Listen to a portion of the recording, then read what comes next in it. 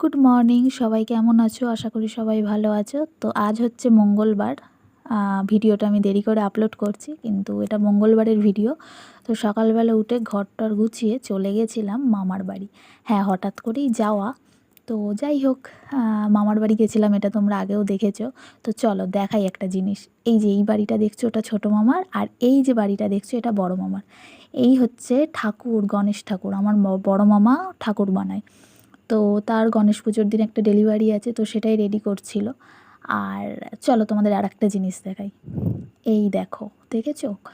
মামা যে সমস্ত ঠাকুরগুলো তৈরি করে তার কাঠামো এগুলো করে রেখেছে। আর এই যে দেখছো সিংহাসনটা, এর মধ্যে যে ঠাকুরটা রয়েছে দুর্গা ঠাকুর ছোট, এইটা কিন্তু আমার মামারই হাতে বানানো।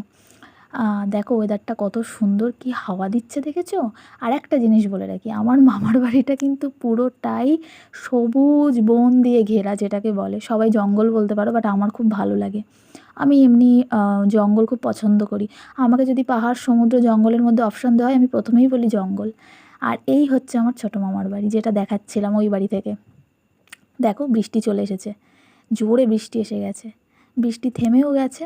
দেখো বৃষ্টির পরে কি ভালো লাগছে না?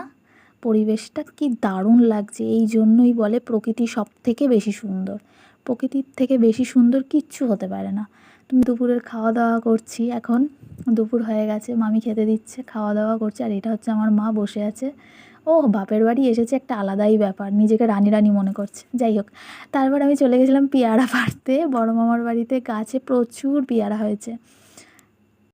তারপর পেয়ারা পেড়ে আমি চলে এসেছিলাম ছাদে রিল বানাতে। তো চলো আজকে এই অবধি, টাটা। আবার দেখা হচ্ছে অন্য একটা ভিডিওয়।